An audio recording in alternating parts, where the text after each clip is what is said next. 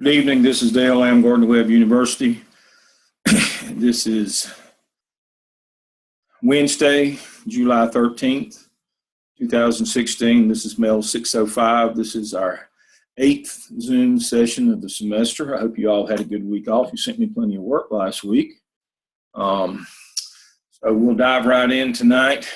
Before we start the actual Zoom session tonight on instructional leadership, I had a couple of questions this week about North Carolina standards for school executives, or North Carolina executive standards. There are 7 standards. You are asked to categorize your internship activities into one of these 7 standards. Now, descriptors, the 37 descriptors, are subsets of these standards. So 1B1 is standard 1.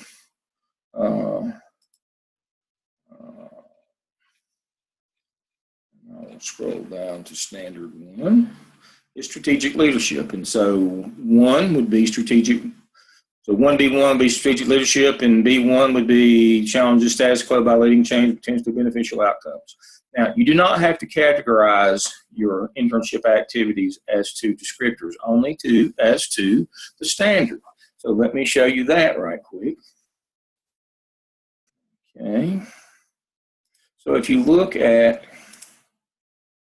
the internship log for your hours, you'll notice it's only the executive standard. That's 1 through 7.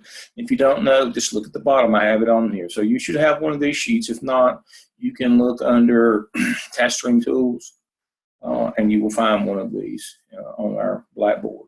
But as you can see, there are the 7 standards. So you should categorize each of your activity. The reason why you're doing this is at a quick glance, we can tell if you're spending too much time in one area.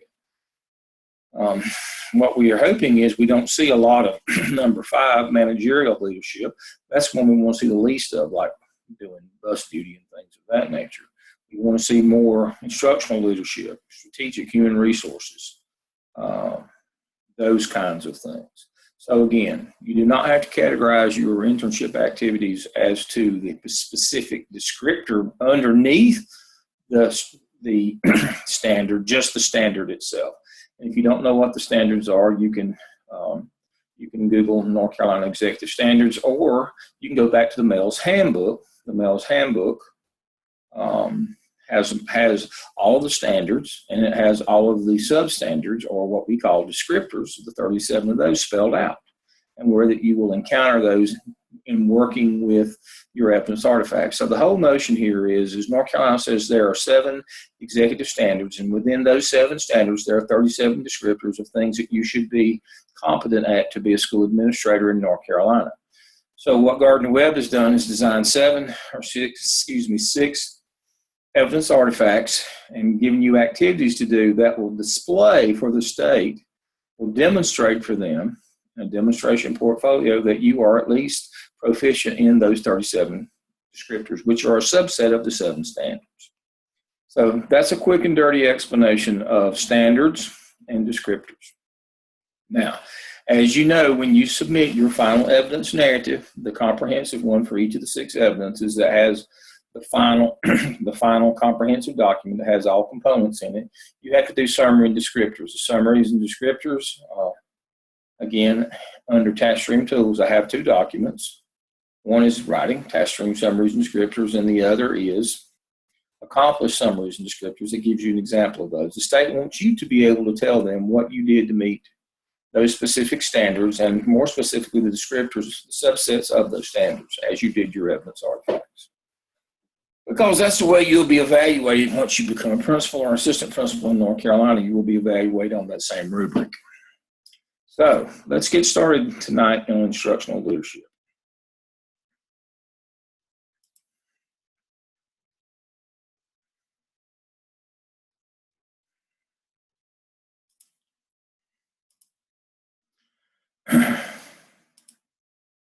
On tonight's Zoom session 8, you'll see that we start out with SMART goals. What are they, why use them, and how do you write them? SMART goals align with, or a function of, database decision making.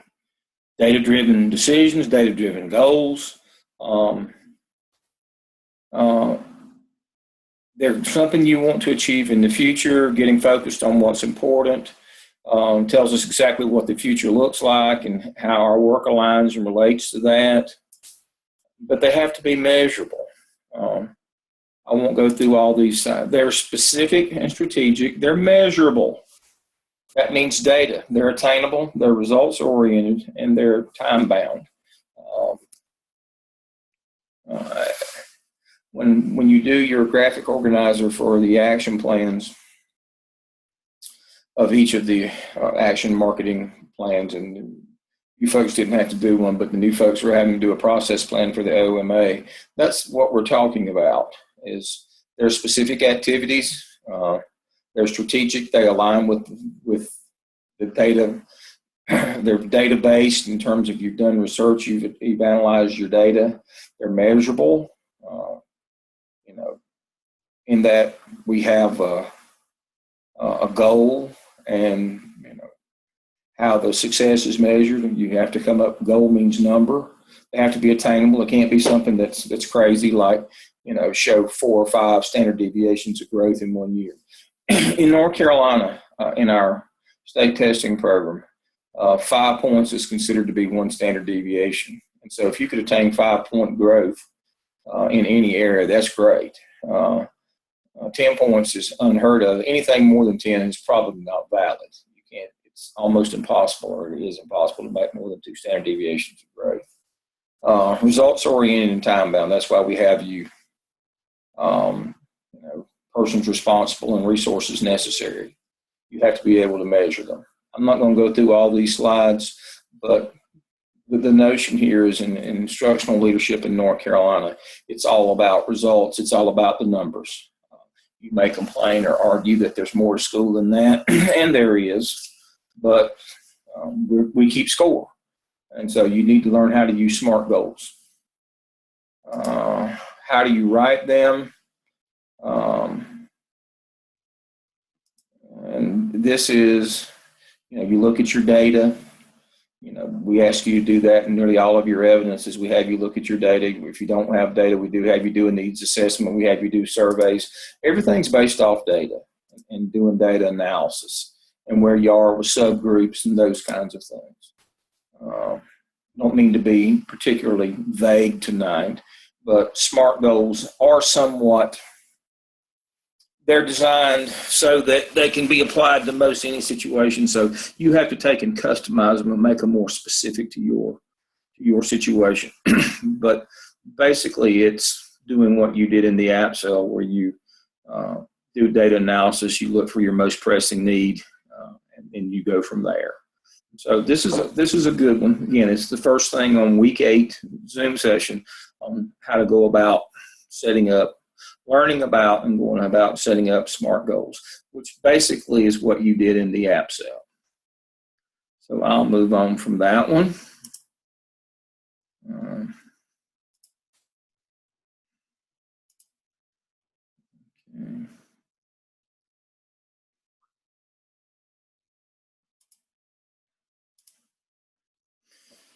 All right, this is a very old PowerPoint, and I didn't put it in here so much as to study or review it, but what I wanted to show you,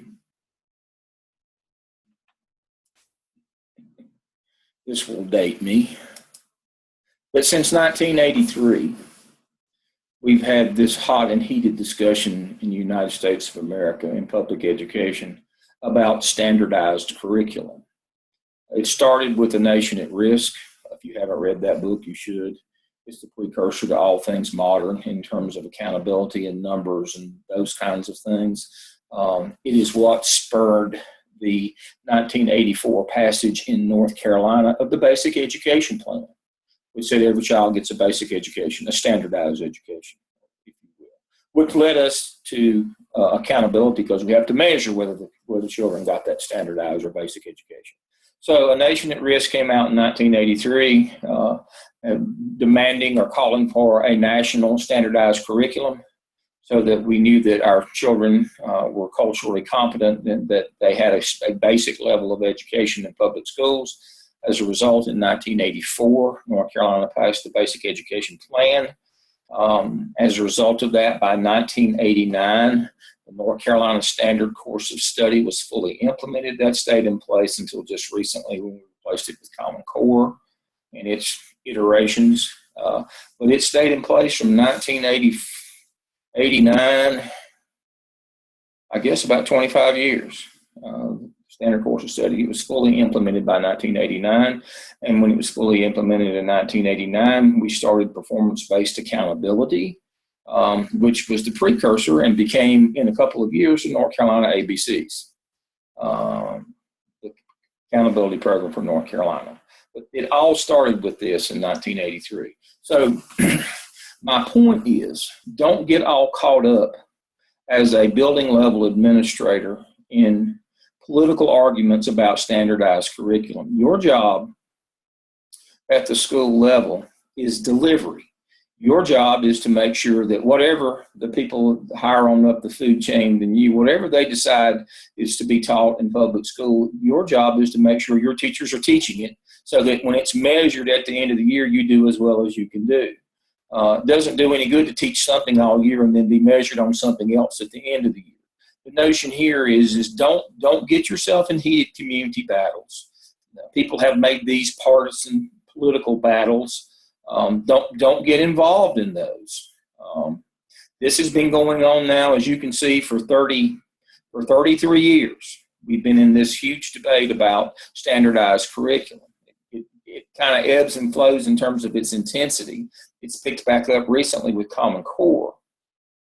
But don't get involved in that. Don't let teachers take you down that path, arguing that they shouldn't be teaching this and that, and they don't like the standardized curriculum, and that there's more to school than just being tested. Don't fall into that trap. Your job is to make sure that teachers are teaching the curriculum that they're supposed to, and your responsibility is to make sure that they're delivering it well. To that end, when I say delivering it well, that means differentiated instruction, finding a way to teach all students, finding delivery methods. This is a good document, and it covers the 4 classroom elements, and that's what you're interested in, is what goes on in the classroom, the delivery. And there are 4 of those: content, process, products, and learning environment.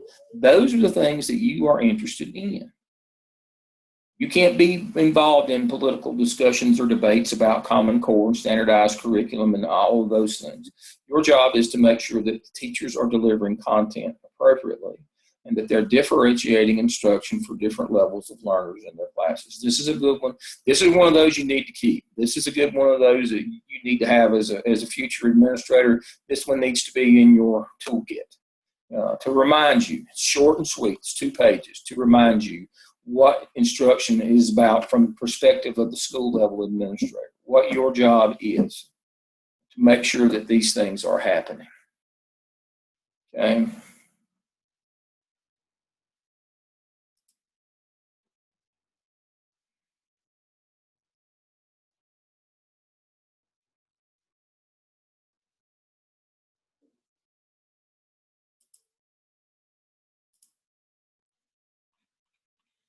I'll have to do a little housekeeping here.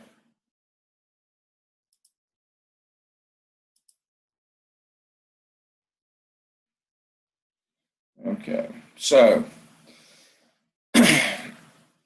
now the way that we manage, and the way I think it's a management tool, but the way that it allows teachers some opportunities for leadership. But the way that we manage this differentiated instruction is through PLCs. I've got 2 really good PLC documents here. Richard DeFore, it's kind of the primer, or the first level is what is a PLC. It talks about the big ideas. It's all about results. It's all about outcomes. It talks about norms and values and all of those kinds of things. And I know you did that research when you put together your APSL in the very first semester in 601. You had to learn about PLCs and understand that just getting a group of teachers together is not a PLC if there aren't roles defined and norms and values.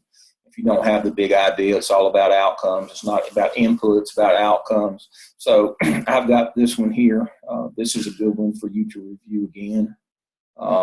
That the way that we manage this differentiated instruction, because it's so vast and there's so many different things, is that teachers share their ideas and share their work together in organized, structured settings. It's not informal, it's a formal setting where they share how they taught this or taught that to this level or that level of student.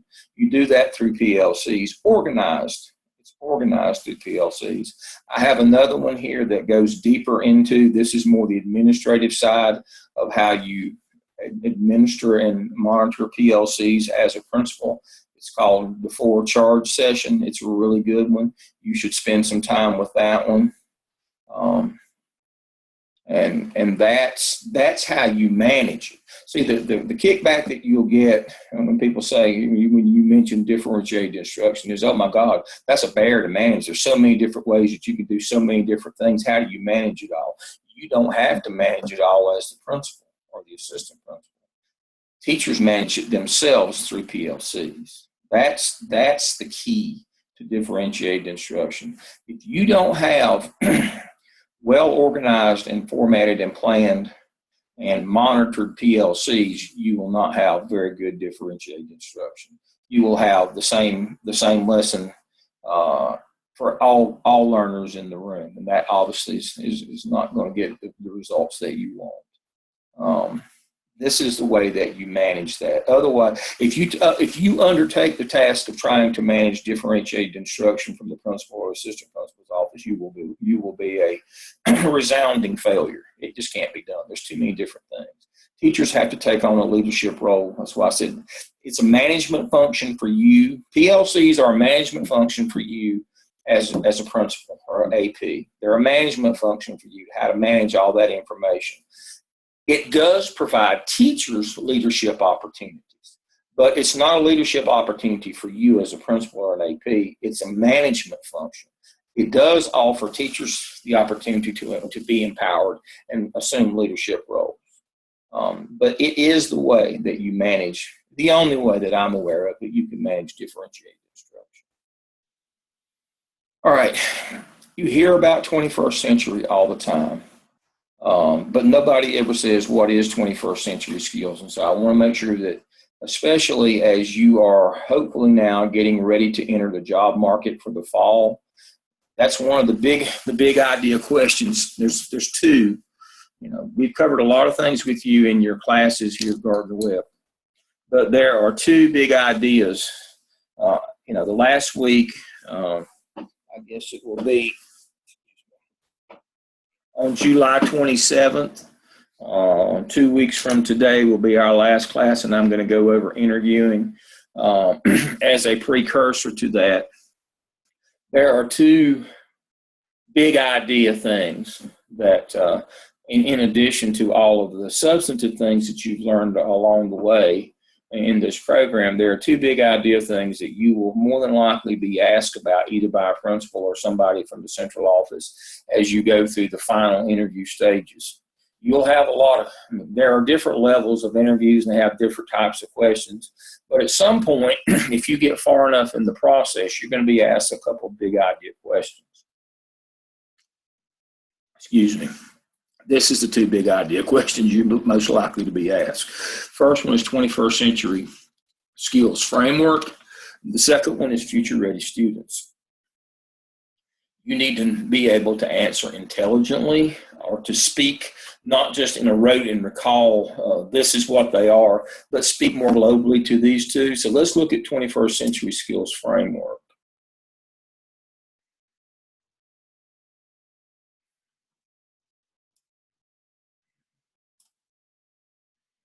Okay, as you can see, life and career skills, learning and innovation skills, information, media, and technology skills.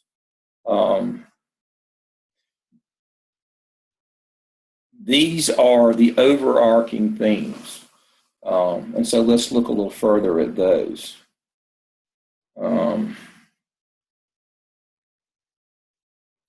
21st century interdisciplinary themes into core subjects are global awareness, financial, economic, business, and entrepreneurial literacy, civic literacy, and health literacy.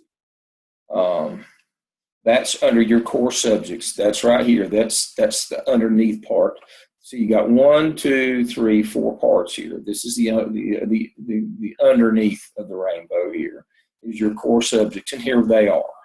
And then you have your learning and innovation skills, creativity and innovation, critical thinking and problem solving, communication and collaboration. Then you have your information, media, and technology skills, which are information literacy, media literacy, and ICT, information communication technology literacy. And then your life and career skills, flexibility and adaptability, initiative and self-direction, social and cross-cultural skills, productivity and accountability. Hey, Jennifer. Jennifer, can you hear me? Hello? Jennifer, can you hear me?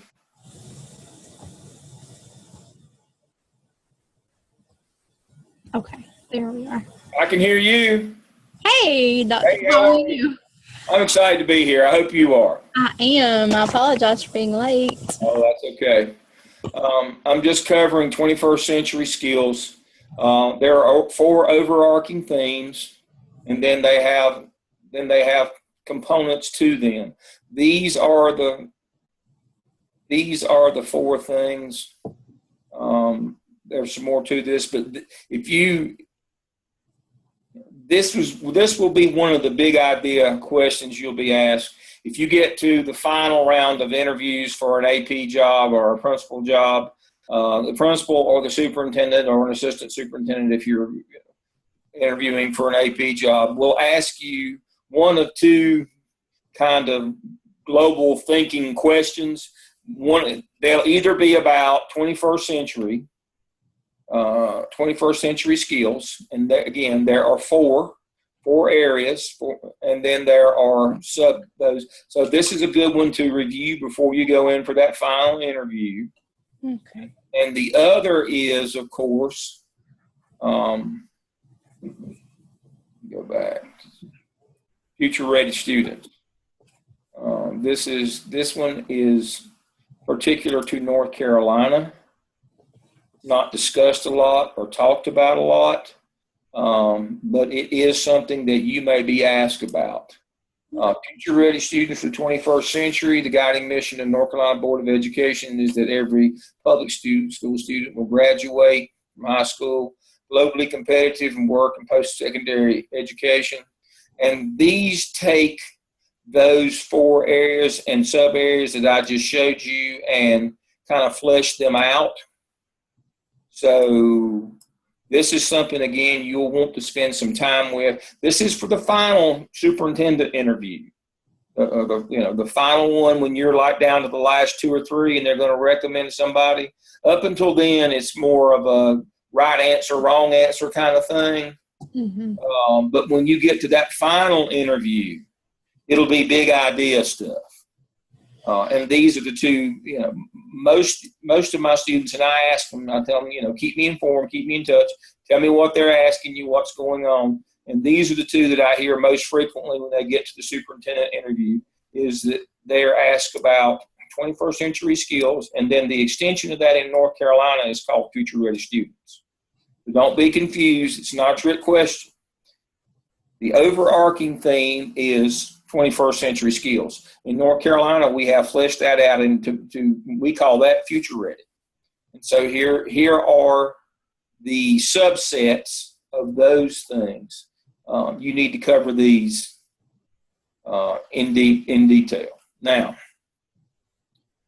I'm going to kind of skip ahead a little bit tonight because I have so much, and I've said this before, I have so much under Zoom session 10.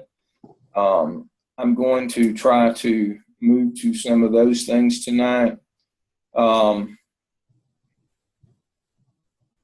So the future ready and 21st century, that will be in the last interview, the superintendent interview.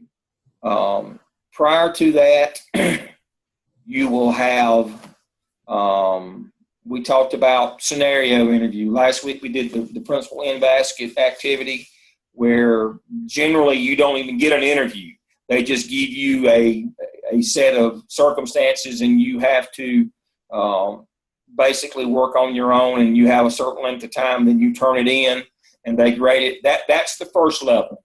So between that one, where nobody even talks to you, they just give you a piece of paper with some scenarios on it, and the last interview with the superintendent, where you talk big picture, 21st century and future ready. In between, there are other specific types of interviews that you will have that have specific questions and answers.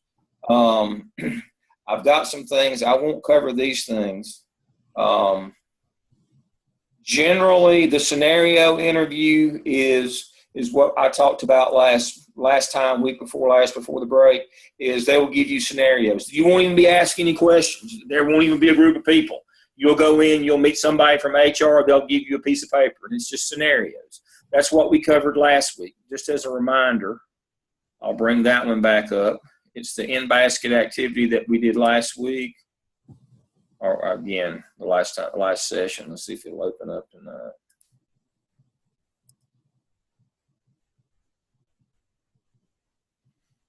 So this is what we did last session. You'll be given a piece of paper. It's typed out like this. It has a number of items on it, and it's to find out how fast you can think on your feet, prioritize, are each one of these emails is urgent, important, urgent, not important, urgent but not important, not urgent, important, and then what you would do with it. And so I went through all those last session, and I told you what each one of them was and the rationale behind them and what you should do with each of those. And so you can view the session from, so it would have been 2 weeks before. I guess that was the 30th of June session when I went through this one. This is the first interview that you will have. It's actually not even, I get my resume share to go here. Down.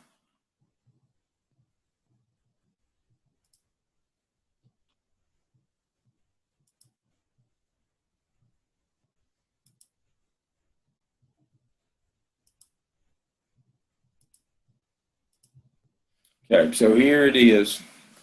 This is one I covered 2 weeks ago. This is your first one, scenarios. Won't talk to anybody, won't ask you any questions, you won't meet with anybody. So this is the first of the interviews. And again, to reiterate, the trick on this one is there's no such thing as something that's urgent but not important. If it's not important, how could it be urgent? So if you categorize anything in quadrant 3, you fail this one, you won't go to the next level. And then they will look at how well that you handle all of the 21 of these scenarios. So the first thing you'll have is a written scenario interview in most of the larger districts anyway. So that's your first level of interviews.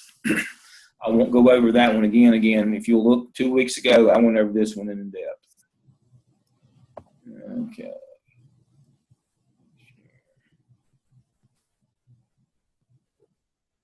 Okay.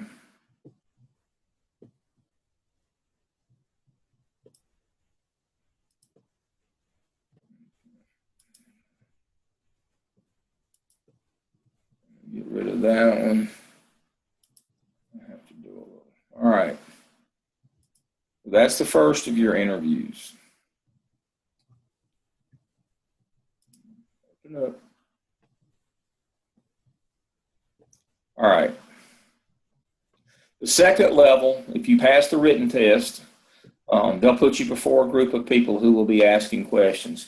Generally, if you're applying for an AP position, this will be the principal, will be teachers from the grade level or the area, the content area. Generally, there'll be a parent also in this group-led interview.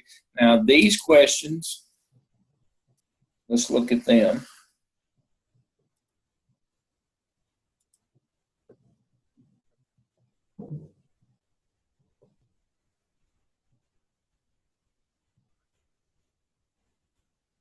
Okay.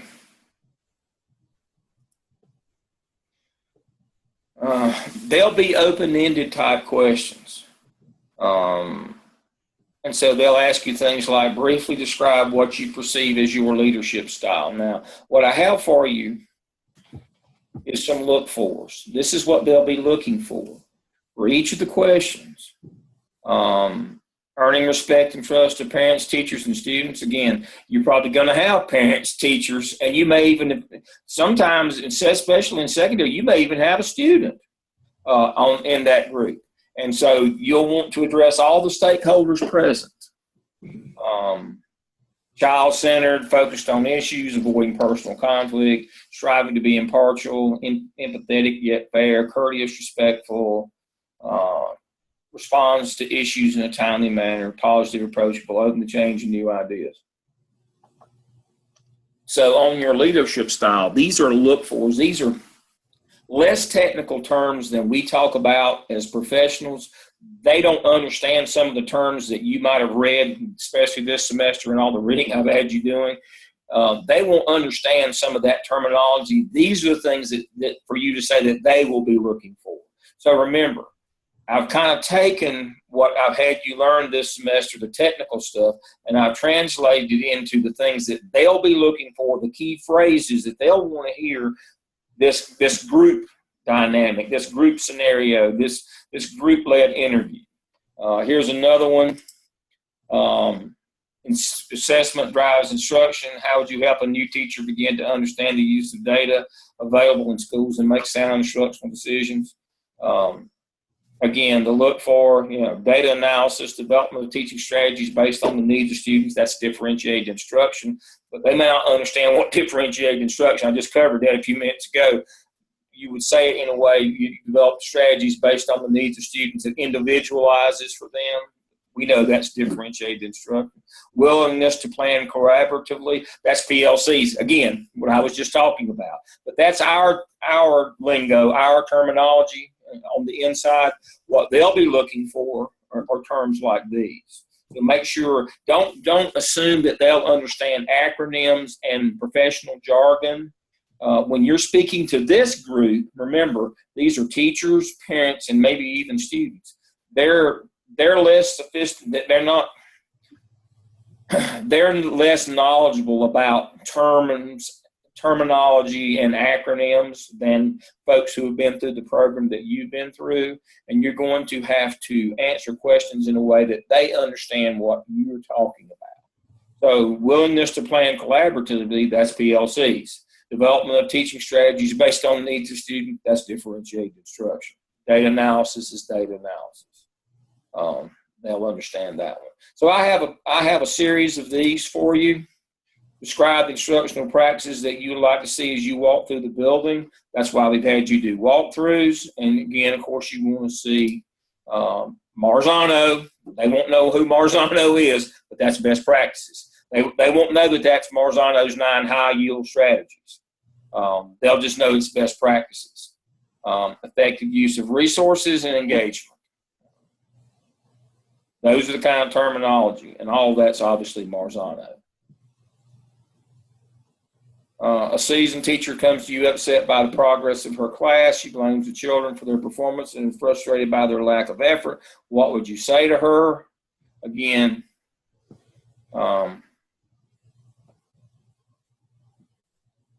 helping teachers be accountable for having high expectations, need to be aware of student past progress and potential, aware of teacher interaction with students, the EC process and strategies to assist the teacher as well as the student. This goes back to what you did in the APTEL. Exactly what you did. You developed a staff development plan to help teachers with their instruction. This is exactly what you did in the APTEL in layman's terms. Just translated it for you.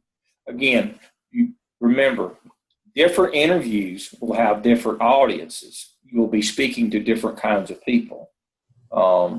This group, less sophisticated, less jargon, less acronyms, more common terms like this. I won't go through all of these, but this is a really good one. Again, this is the second level. First level is scenarios, written test, to see that you can think and process and know the law and policy. Second level is a group interview where you have a group of people who have different roles. They're all stakeholders. All right, so I'll go ahead and kind of move it along here. I don't want to waste too much of your time tonight. These things, again, this is in under 10. I'll never get everything covered in 10, so I wanted to get some of it tonight.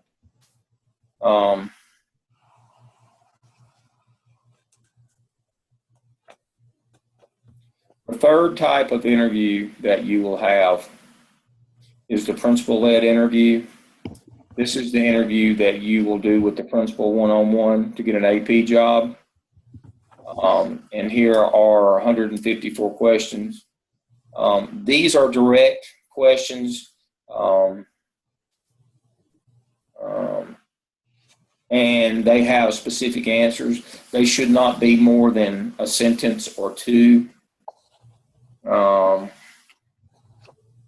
These are not, they look almost open-ended, but they're not. They do have a specific answer for each one of them that you should have learned. This is kind of an overall test of what you learned in the Mels program. Describe your philosophy of discipline. It's due process. Real simple. You were supposed to have learned that, and through this, that you have to follow the code of conduct for your district, and you have to follow due process. That's your philosophy of discipline. Is we're gonna follow the code of conduct, and we're gonna follow due process. You can't be out on a tangent on your own. Well, I like to do this, or I want to do that, or I think we just take them out back and give them a couple of licks with the paddle and be done with it. No. This is not.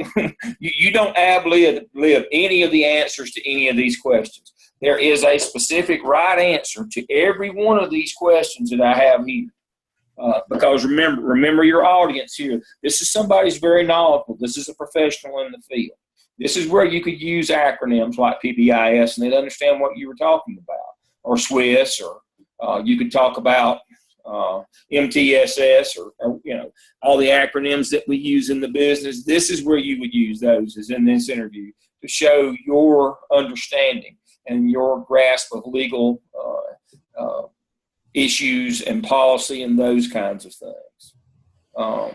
So this is the third level interview. Now, there is a fourth level interview. This is generally the last. There is a fourth level interview that is used in some districts. That interview is called a perceiver interview.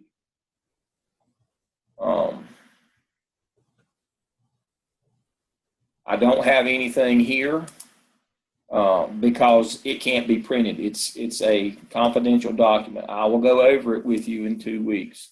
The Gallup interview is used not as much now as it was maybe 15 years ago, but it's kind of coming back into vogue. The last book that I had you to read for the class and the last of your 27th discussion board is on Strength Finder. Strength Finder is Gallup. It is the modern version of Perceiver. It's themes, it's strengths. You're supposed to identify, if you read the book and take the test, you're to identify your 5 best strengths or themes. There is a actual 60-question interview that is developed out. Well, actually, the interview is still the same, was developed first, and now the book has come out that explains all this. But some districts are still using the perceiver interview. Now, what that means is they generally substitute it for the scenario interview, the very first one, the written test. In this case, it's kind of like a written test, but it's done. People read you the questions. They don't ad lib it. They just what they do is read the question to you. It's not really a live interview in terms of a give and take. They read you a question, you give an answer. It's just it's kind of like an EC kid that needs a test, or a 504 kid that needs the test questions read out loud. It's that same thing. Can't ad lib. They can't answer questions. You can't say, "Can you explain that to me?" or "What did you mean?" All they can do is read you the question. That interview is generally done. It takes the place of the scenario interview. It's the very first one that gets you started in the process. I will go over that one with you. Now, there are some districts that are using that. It's kind of making a comeback in the last, I'd say, 3 or 4 years. Perceiver and Gallup is making a comeback.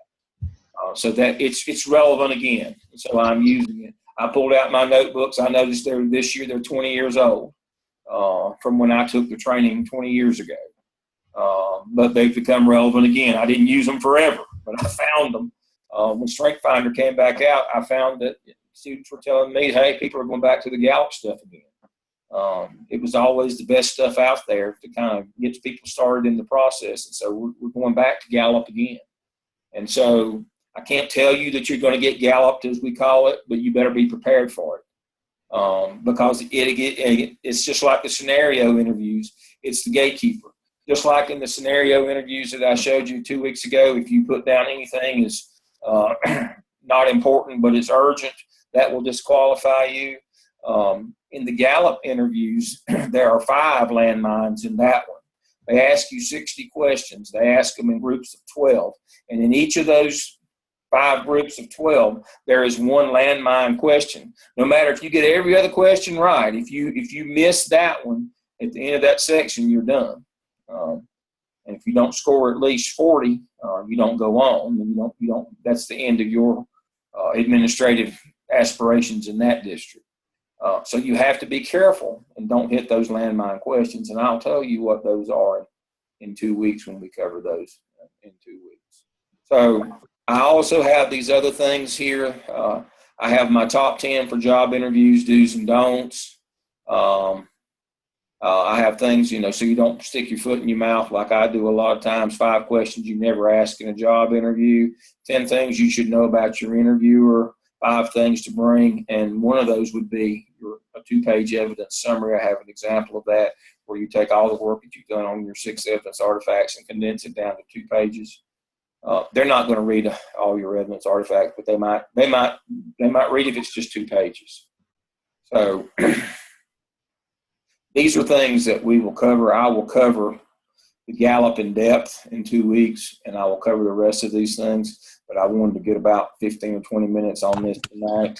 Otherwise, I'd never be able to make it in our session in 2 weeks. Next week, I'm going to cover discipline, disciplinary data reporting, all of those things. I'll cover that next week. Our last week on the 27th, I may have to adjust the time. I think we have a meeting. We have Monday and Tuesday of that week. We're on campus for the CILD, the Center for Innovative Leadership Development. Is putting on the annual summer conference at Gardner-Webb on Monday and Tuesday. And I think I have a late meeting on Wednesday as kind of a postpartum on that conference. I think we'll get together and go over what went well and what didn't go well. And so I may have to, I think that's a 7:00 dinner meeting. So I may have to, again, in 2 weeks, I may have to move our session up. I'll let you know in plenty of time. I may have to move our session up until 5 if I'm going to have to do that meeting at 7. I'm not sure about that yet, but I'll let you know next week, definitely. But I think we'll meet up. So I think on Wednesday, July 27th, right now, I'm planning for us to go at 5:00, but I will email you that at least a week in advance if that is the case. But I believe we're doing the wrap-up conference that evening. All right, I see my time is up. Take some time and go back and look at all the things that I covered tonight. Again, tonight was about instructional leadership. The idea is everything has to be a SMART goal. It's definable, measurable, attainable, it's data-driven, those kinds of things. Don't get caught up in standardized curriculum debates. That's been going on since A Nation at Risk in 1983. You're not going to solve it. Your job is instructional delivery, which is differentiated instruction. The way that you manage all of that information, which is overwhelming, is through PLCs. This is what they are. This is how you do it. Again, the beginning of the big ideas, the final interview, what I call the superintendent interview. Even after the principal interview, when the principal says, this is the one I want, generally somebody from the central office, the superintendent wants to see you, or assistant superintendent, area superintendent, and generally what they want to talk about are these two documents, 21st century skills and what they are, and then the extension of that in North Carolina, which is future ready students for 21st century. Those are the things that I wanted to cover tonight. We hit on the interviewing things. Next week, as I said, we'll do disciplinary data. That'll take the whole session, and then we'll finish up with the last kind of interviewing, which is, of course, Perceiver, which goes along with your Strength Finder book, which you should be well into by this time. If you have any questions, as you know, don't hesitate to call. Don't hesitate to email. I grade your work every day on the discussion board and in task stream. I'm very pleased. Y'all all seem to be doing well. If you have any questions or any problems in that area, just let me know. All right. I see that my time is up, so I'll sign off for the evening. I will see you next Wednesday, which will be the 20th at 7 o'clock again. We'll do this. Everybody have a good week. Thank you. Thank you. Thank you.